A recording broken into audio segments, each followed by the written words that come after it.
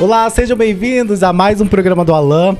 Hoje nós vamos receber ele, que é advogado, já foi deputado estadual aqui no Amazonas e hoje tem um projeto incrível voltado à leitura para crianças e adolescentes. Seja bem-vindo, Platini Soares, ao nosso programa mais uma vez, né? É isso aí. Bom dia, Alan. É com muita satisfação que nós retornamos aqui no seu programa. É muito bom sempre dividir essas experiências com você, você que está sempre com o palco aberto para grandes ideias, para trazer debates favoráveis para a sociedade como um todo. Então, eu fico muito feliz de estar aqui novamente. Muito obrigado. Gente, para vocês terem ideia, a última vez que a gente se encontrou e gravou um programa foi em 2018, né? Mas foi incrível. E hoje, de volta, eu já gostaria de começar perguntando como é que foi a infância do Platini. Foi uma infância boa? Como é que foi a adolescência? Conta pra gente. Tá bom. Infância e adolescência foram maravilhosas, foram bem raiz, sabe, Alan? É mesmo? Minha infância e adolescência foi criada dentro de um bairro, o bairro do Japim, bairro maravilhoso que eu amo. Perto do meu, Petrópolis. Pronto, ali do lado, zona sul de Manaus, coisa maravilhosa. Criado como uma criança deve ser criada, né? No seio da família, recebendo a educação, sendo alfabetizado, boas escolas. E foi um trajeto importante, da infância até a adolescência, tendo esse suporte, que aí eu quero puxar o gancho da nossa conversa de hoje a partir desse suporte, porque foi com essa infância e adolescência marcada por um trajeto de estudos, de educação, que fizeram com que eu transformasse essa trajetória em uma trajetória de alguém que é ouvido. Então, a partir dessa boa educação que eu tive, é que nós podemos dizer que aprendi a defender direitos. Então, assim, a minha trajetória é marcada pela defesa de direitos e isso se deve justamente a essa educação que recebi na infância e na adolescência, essa infância, essa adolescência raiz de um garoto humilde, vivendo uma vida de uma criança e de um adolescente, mas sendo educado e preparado para uma vida adulta em que precisaria saber defender meus direitos, né? Entendi. Mas onde foi que deu esse start? Eu quero fazer direito, e foi quando em 2014 tu se formou. De onde que veio isso? Pronto, justamente disso. A minha infância e adolescência eu obtive, na minha infância e na minha adolescência, eu tive o prazer de ter uma boa educação. E na adolescência, o meu sonho sempre foi ser advogado. Olha, então, que legal.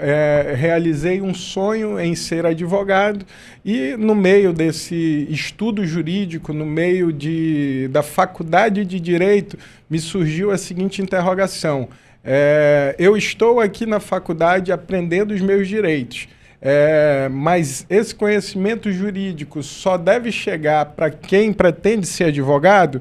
Será que esse conhecimento jurídico não precisaria chegar a todas as pessoas? Então, a partir da minha faculdade de Direito, onde eu aprendia direitos, onde eu absorvia um novo conhecimento sobre direitos, é que me surgiu essa vontade de transbordar essa defesa de direitos a todos. Eu gostaria que muitas pessoas soubessem dos seus direitos e pudessem reivindicá-los. Então, a defesa de direitos passou por essa minha decisão, essa minha vontade já vem desde a adolescência e passou para a faculdade.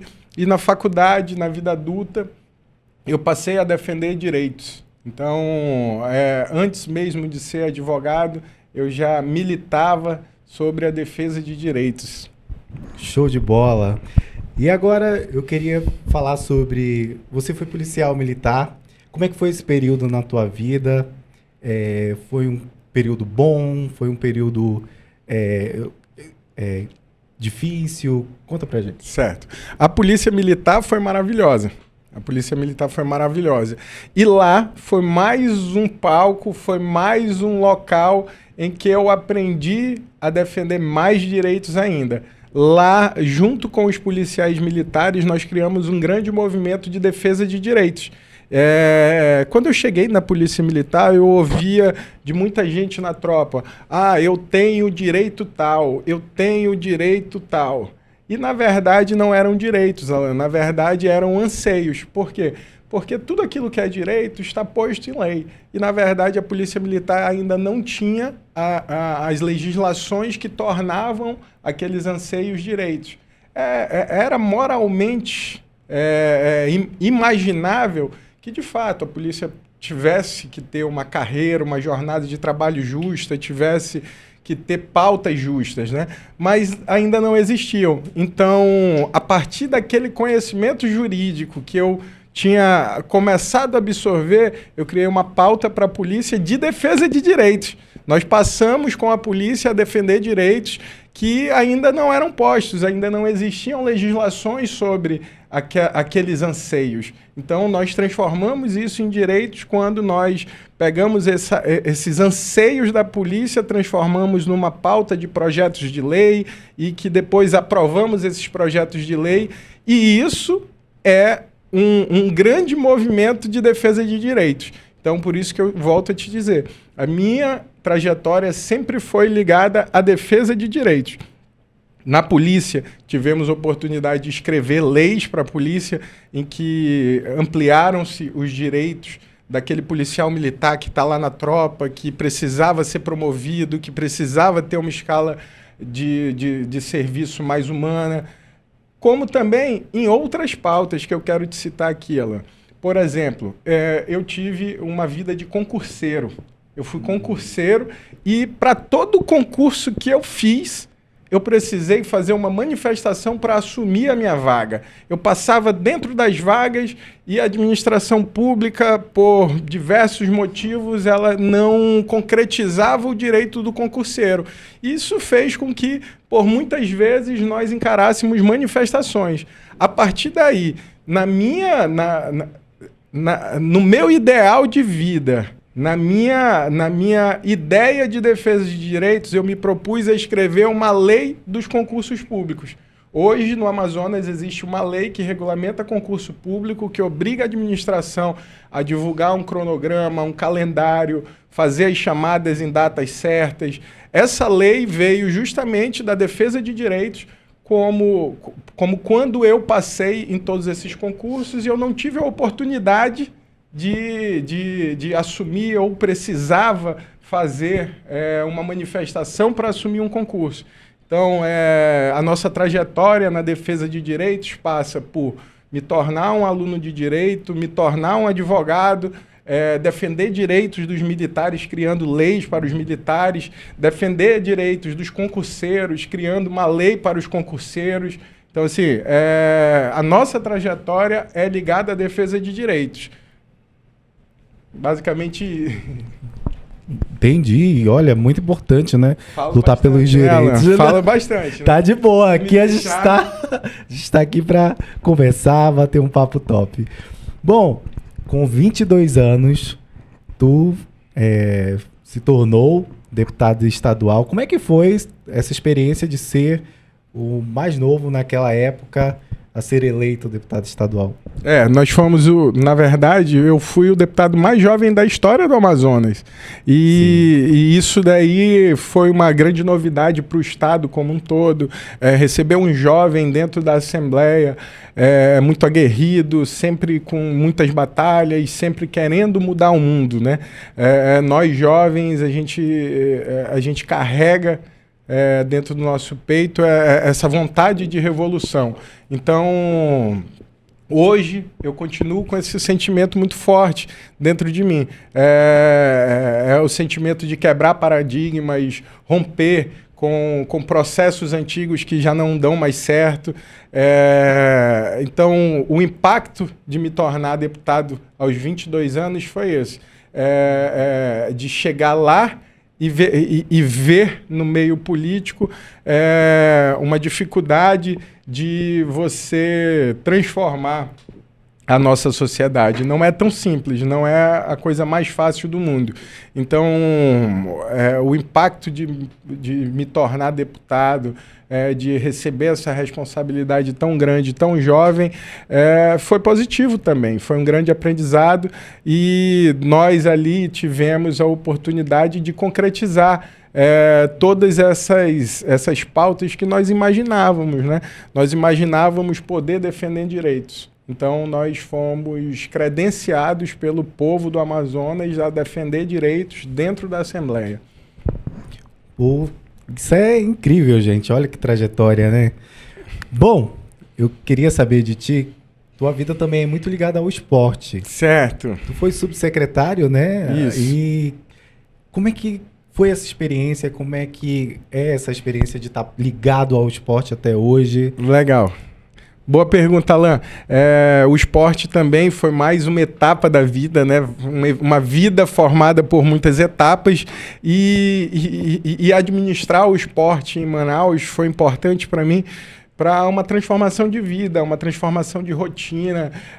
O esporte é um grande remédio para a sociedade, o esporte é uma grande solução para a saúde em qualquer estado, em qualquer cidade. Porque quanto mais se investe em esporte, mais se economiza em saúde.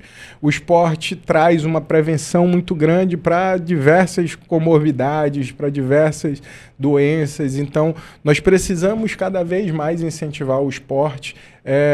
Após a passagem pela Secretaria de Esporte, eu criei uma instituição esportiva onde nós desenvolvemos hoje vários projetos sociais, atendemos milhares de alunos gratuitamente.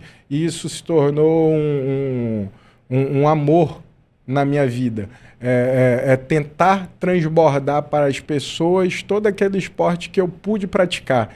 Então, hoje eu vejo que as quadras, os espaços públicos esportivos poderiam funcionar como hospitais, como unidades básicas de saúde ou como escolas. Eles poderiam ter dentro dos nossos espaços públicos esportivos profissionais de educação física aptos a orientarem a população. E assim que nós desenvolvemos projetos sociais. Nós vamos para dentro dos espaços públicos esportivos levar esporte de verdade para as pessoas na comunidade. Nós temos aí um histórico de acompanhamento de muitas pessoas que se envolvem nos nossos projetos esportivos, patrocinados por grandes empresas aqui no Amazonas, inclusive Bemol, Nova Era. Importante esse incentivo, iniciativas privadas se envolvendo ali, trazendo impacto social para onde chega. Então, o esporte, apesar de não parecer, assim como a polícia, o concurso e o esporte vem na mesma esteira.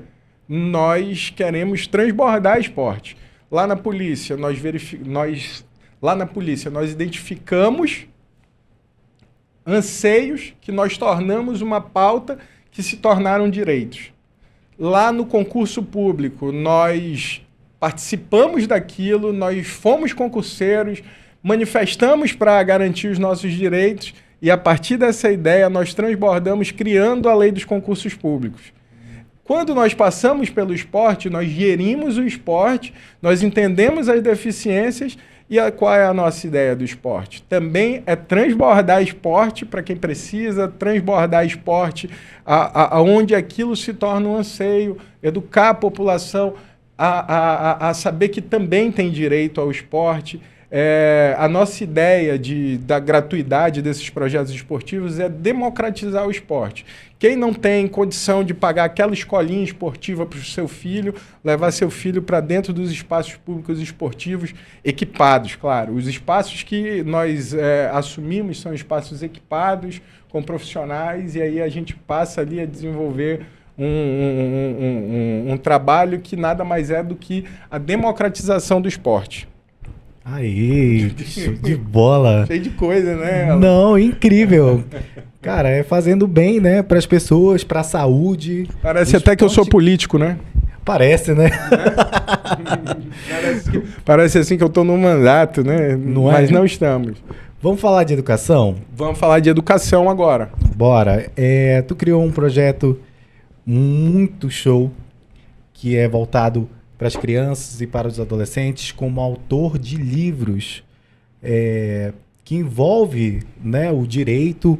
Eu queria que tu contasse pra gente como é que nasceu esse projeto no teu coração e que hoje tu está desenvolvendo e que tem crescido bastante. Certo, então agora nós vamos falar do Platini. Eu vou até olhar para a câmera, olha, Alan, essa, porque essa é uma novidade que você traz aqui a público, né? Você traz o ineditismo dessa fala, né? Já atuo dessa forma, mas agora nós vamos trazer para público o Platini advogado, o Platini autor de livros, o Platini que trabalha a educação com pesquisa científica e que traz soluções educacionais diferenciadas. Então, a partir dessa ideia, a gente passa a conversar sobre a seguinte indagação, Alan. Por que a tua cidade, por que o teu estado, por que as escolas ainda não ensinam direito? Isso é uma pergunta básica. Por quê? O Ministério da Educação, a educação brasileira, hoje tem fundamento legal. Hoje, o Brasil permite que as escolas ensinem direito. A quem interessa não ensinar direito? Qual a posição do seu estado? Qual a posição do seu município, da sua cidade? A partir de quando vai começar a se ensinar direito na tua cidade, na tua escola? Isso é uma cobrança que a população deve fazer para os seus políticos.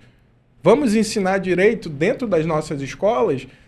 Ou o Sul vai ensinar primeiro? Ou o Sudeste vai ensinar primeiro? Nós estamos tentando romper com uma barreira de um isolamento ideológico.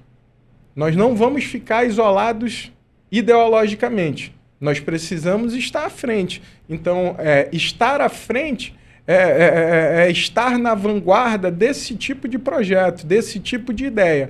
Então, para nós termos uma população mais esclarecida, para que nós possamos ter cidadãos que exercem plenamente a sua cidadania, nós precisamos trazer o ensino de direito para as escolas.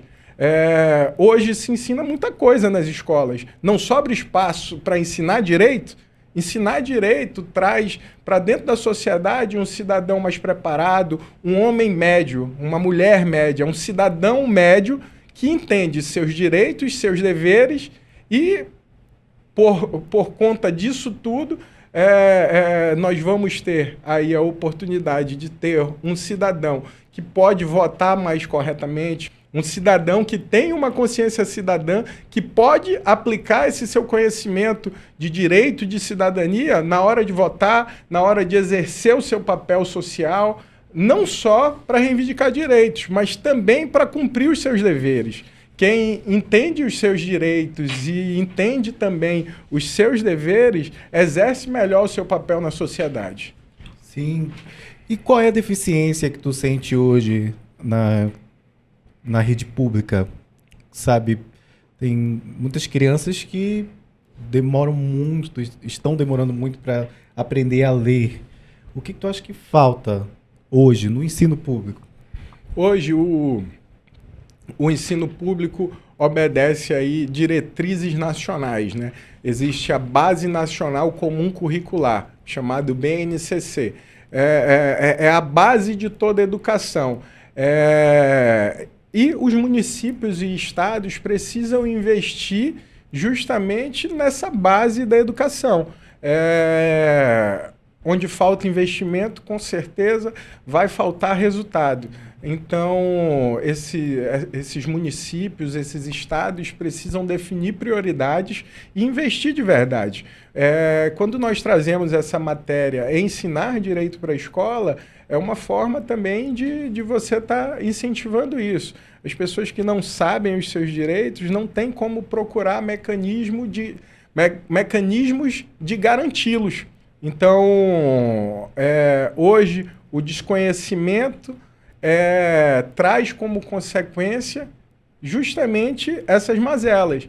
Hoje, se a educação está mais fraca, se a saúde não está melhor, também é devido à falta da defesa desses direitos. Porque esses direitos a uma boa educação, esses direitos à alfabetização, esses direitos a todas essas questões básicas de um cidadão referem-se justamente a isso, ao desconhecimento.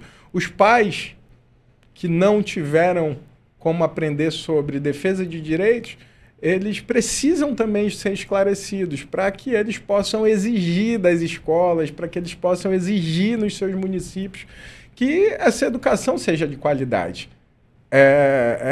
A educação de qualidade, a educação gratuita é um direito da criança e do jovem. A educação básica é um direito de todas as pessoas e isso está garantido na nossa Constituição. É por isso que essa tua pergunta é importante, Alan, porque isso está garantido na Constituição, apelidada de Constituição Cidadã.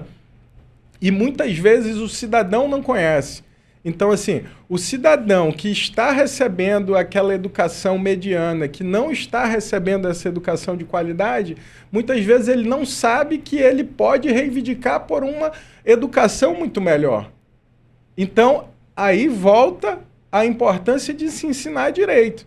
Se você ensina direito para aquelas pessoas que estão sendo lesadas, elas vão passar a reivindicar esse direito. Os políticos da sua cidade, os políticos do seu estado estão interessados em ensinar direitos para a população, ensinar direitos para esse jovem, para esse adolescente reivindicar em seguida, aí nós vamos separar o joio do trigo. Vão existir os grandes políticos, os grandes idealistas que estão envolvidos na causa pública, que querem ensinar para o seu jovem, para a sua população, direitos, porque vai formar uma população mais crítica, que vai votar melhor, ou você vai ter governantes que não querem ensinar direito, que vão tratar a matéria de direito como na era medieval, como se fosse algo restrito a grandes estudiosos. E o direito não é isso. O direito é para todos. É isso aí. Bom, agora caminhando para o final da entrevista, eu queria te fazer uma pergunta. Todo entrevistado que vem nessa nova temporada aqui do nosso programa, eu pergunto quando o entrevistado fizer a passagem, falecer. Tá querendo me matar hoje. Não quero te matar, não. Mas que legado tu gostaria de deixar aqui no Amazonas, no Brasil, quando fizer a passagem? Certo. O meu legado será, Alan, de defesa de direitos. O que eu quero principalmente deixar para o nosso estado do Amazonas, para o nosso Brasil, é que o meu nome, Platini, seja lembrado como um defensor de direitos. Desde jovem e por toda a minha carreira, eu pude propagar direitos para as pessoas, melhorar a vida das pessoas, gerar impacto social na nossa sociedade como um todo. Então, o meu conhecimento jurídico, ele existe para transbordar.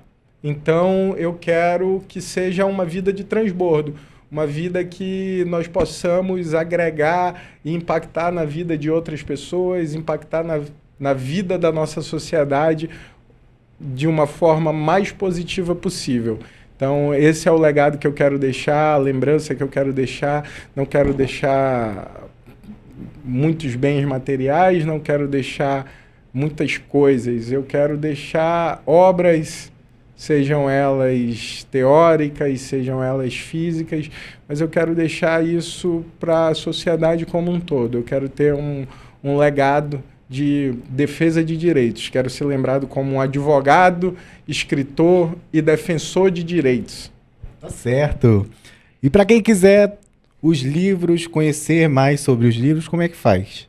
Ah, tá. Então, se nós temos oportunidade de falar sobre isso, aqui também, além de todo o nosso debate científico que nós tivemos, nós também estamos aí dispostos a apresentar nas nossas redes sociais, no nosso site, na internet, o nosso trabalho como escritor, né? Nós desenvolvemos livros para infância, para adolescência e também desenvolvemos livros acadêmicos de direito, tá? Mas são livros de direito para as pessoas como um todo. E o site do IBED, o perfil na rede social do IBED vai ficar aqui para vocês também. Visitem, nós estamos dispostos a ensinar direito para todas as pessoas. Maravilha! Quero te agradecer por ter vindo ao meu programa mais uma vez, por ter participado. Desejo muito sucesso. Seu querido. Obrigado. Desejo sucesso na tua jornada e que Deus te abençoe muito. Poxa. Muito obrigado. Que maravilha. Obrigado. A você que nos assistiu, muito obrigado pela sua companhia. Continue com a gente pela TVLink e também pela Foco On TV. Um beijo no seu coração e até o próximo programa do Alan. Tchau.